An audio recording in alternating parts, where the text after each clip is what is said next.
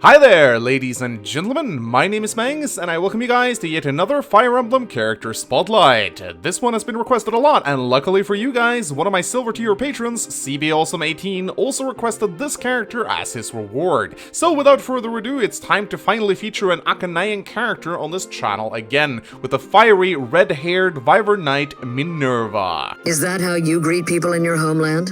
Minerva is the daughter of King Osmond of Macedon, making her the princess of the nation. She has two siblings, her older brother Michalis and her younger sister Maria. She grew up idolizing her older brother, who became a Wyvern Knight at a very young age. Wanting to follow in his footsteps, Minerva too became a Wyvern Knight in her early teenage years, and even formed her own small order of knights called the Whitewings, consisting of the three legendary Pegasus knights Palla, Catria, and Ests. When the Kingdom of Doluna started rising to power, their Manicid king Medius reached out to Macedon and suggested they forge an alliance to take over the rest of Archanea. King Osmond denied their offer, however, as he saw evil in Medius and the Manicids. Fearing that they would be attacked, Osmond requested Archanea to come to their aid. However, these reinforcements never came, and then Osmond mysteriously died shortly after. Michalis blamed the death on an Archanean assassin, but Minerva was skeptical, as she never saw what happened with her own eyes. In reality, it was actually Michalis who killed his own father in order to enter into an alliance with Doluna and Medius, as he saw himself as the superior ruler and his father weak. With Osmond gone, Michalis became the new king, and Minerva rose to become the new general of the Macedon army. She did not approve of her brother entering into an alliance with Medius, however, and confronted him about it, leading to a big dispute.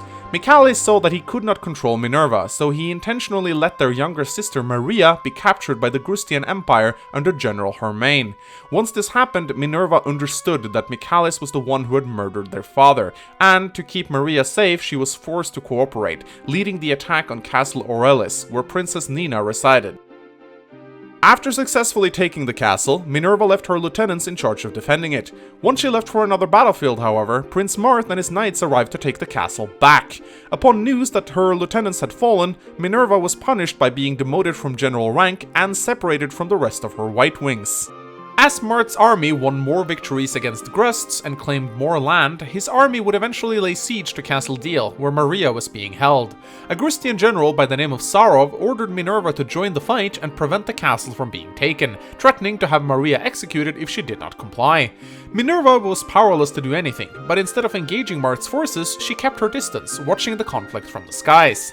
Once Marth took the castle and rescued Maria, Minerva had no reason to fight alongside the Grustian army any longer, and joined Marth, helping him kill Sarov and the rest of his forces. Marth's forces would eventually march through Macedon, and in their way stood King Michalis and his Wyvern riders. Marth initially tried to persuade Minerva from fighting against her fellow countrymen, but she would not be swayed, as she felt personally obligated to end her brother's reign of corruption, despite stating that she still loved him. During the Battle of Macedon, Minerva encountered her brother Michalis on the battlefield and defeated him in single combat. While everyone believed Michalis to have been slain in the battle, he actually survived. Maria found him bleeding out on the ground in front of the castle and used her staff to bring him back from death's door. Upon seeing his crying sister, Michalis was overcome with guilt and saw the errors of his ways. Ashamed by his actions, he went into exile, leaving Macedon in Minerva's hands. After liberating her country, Minerva would accompany Marth throughout the War of Shadows, helping him overthrow Medius. After the war, she returned home to Macedon and reluctantly became its queen. Let us restore peace to the people of this world together. As the new queen of Macedon, Minerva would propose many changes to its government. She exiled all of the oppressive generals that had served under her brother, and then sought to downsize the nation's military to prevent it from ever posing a threat to Archanea again in the future. This turned out to be a very bad decision, however, as 2 years later, the exiled generals, along with a lot of soldiers who had lost their jobs, organized a coup. Led by General Ryuke, they overthrew Minerva and locked her in a dungeon. As she was in her cell awaiting execution, a lone Wyvern Knight came flying to the castle where she was being held and threatened to kill General Ryuke if he did not hand Minerva over. This man was Michalis, and the threat worked, as Ryuke handed Minerva over immediately once he saw Michalis direct his lance at him. While Minerva was shocked to see her brother alive, she was also grateful for the rescue. Michalis flew her all the way over to the desert kingdom of Kadain, where he ordered her to stay hidden in a desert village, claiming that Prince Marth would eventually make his way there. He also told Minerva that Maria was captured by some mysterious hooded men, and that he was going to rescue her. As Michalis had predicted, Marth and his knights, now fleeing from the forces of Emperor Hardin, who had mysteriously turned evil, eventually came through Cadain, and upon Marth visiting the village where Minerva was hiding, she revealed her identity to him and once again joined his army. Minerva accompanied Marth throughout the War of Heroes and helped him overthrow Emperor Hardin.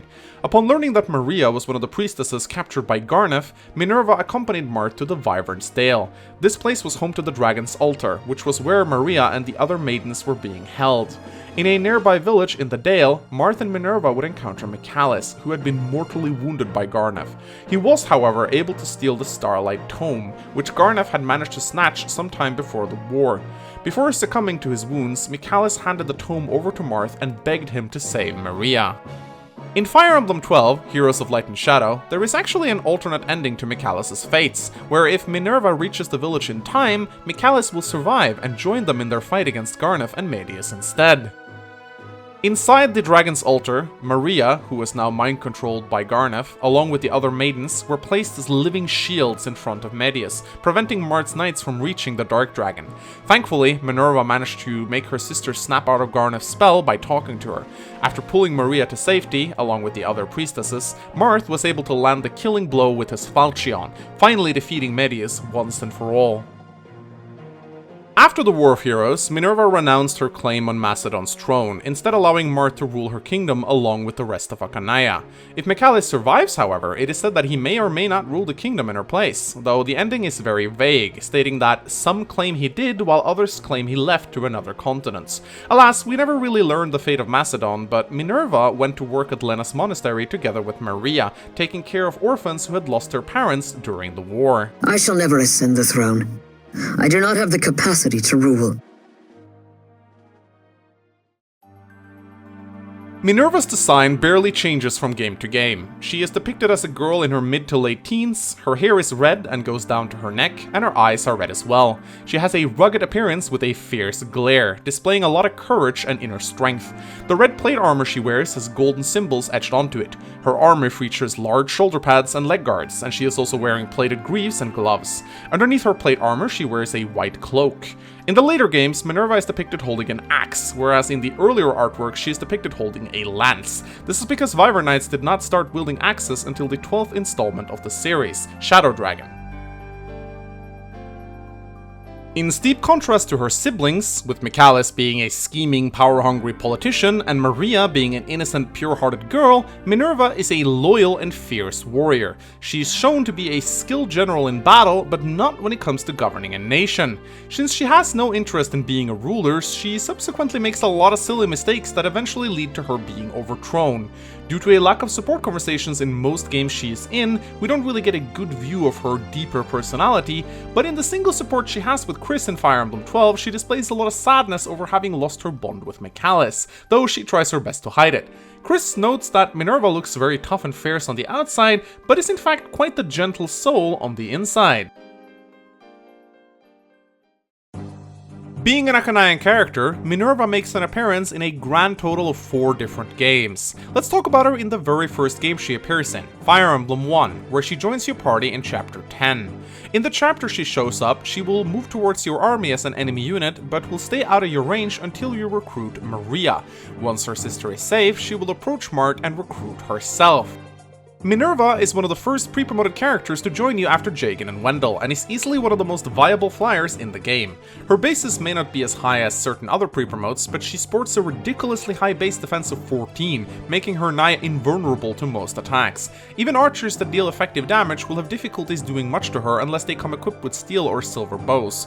While she does struggle with very low base skill and speed, she has good growth rates across the board, surpassing many of the unpromoted units in the game, and with a very solid weapon level base and growth rate, she is the ideal wielder of the Gradius Lance. The other flyers might surpass her eventually, but Minerva is still a unit that can hold her own quite easily for a majority of the game.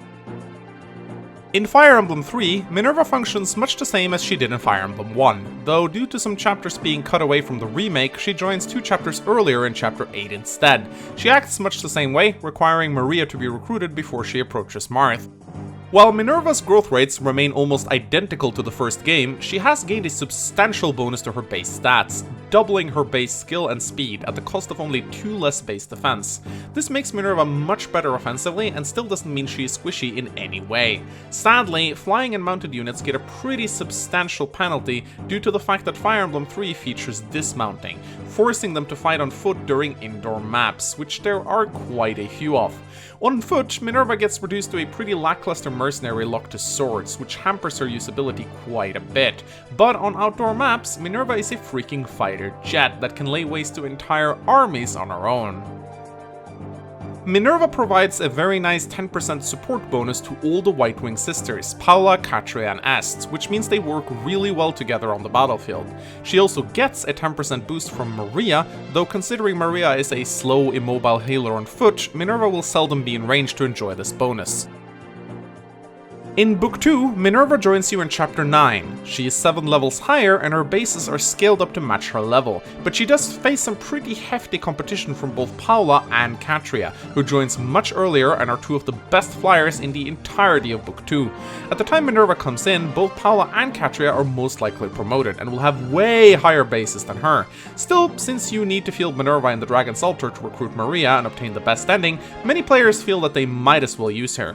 Unfortunately, the dismounting feature really screws her over here, as all 3 maps in the endgame take place indoors. In Fire Emblem 12, Minerva acts very much the same way she did in Fire Emblem 1 and 3, but with one big exception. Draco Knights can now wield axes and lances as opposed to swords and lances. Furthermore, Minerva joins with an impressive A rank in axes and brings the Hoodclare, an A rank exclusive axe that is similar to the Regalia weapons in power.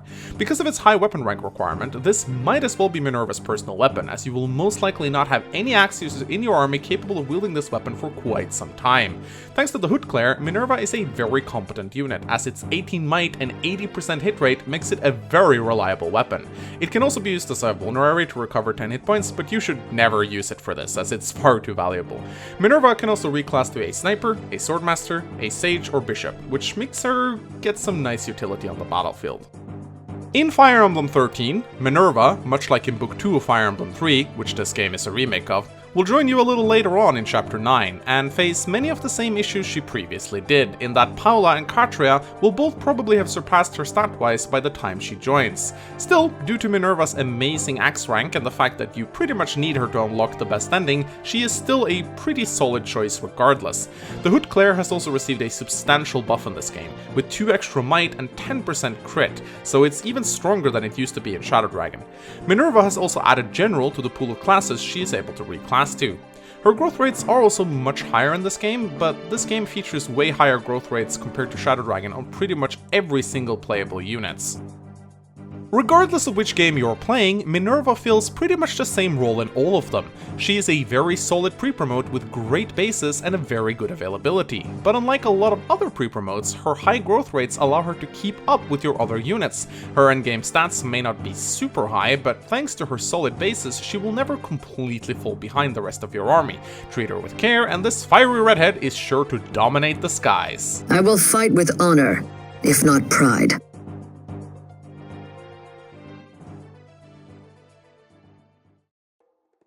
Thank you for watching this Fire Emblem character spotlight. If you enjoyed it, please leave a like and a comment, it really helps out the channel a lot.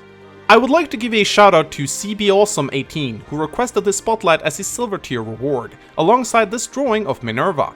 By becoming a silver tier patron yourself, you too can request a spotlight and a drawing. I would also like to thank my other Patreon supporters as well. Anyone of bronze tier or higher will automatically be listed at the end of my spotlights and certain other videos. I am very grateful for your continued support. Thank you so much. The beautiful art and design you see created in this video was made by my designer, Mina Tangerina, and my script editors, Nasiro and Sonagi, helped me fine-tune the script for this spotlight. As always, I hope you guys enjoyed this video. Thank you so much for watching. My name is Whitewings, and I'll see you again soon. Goodbye!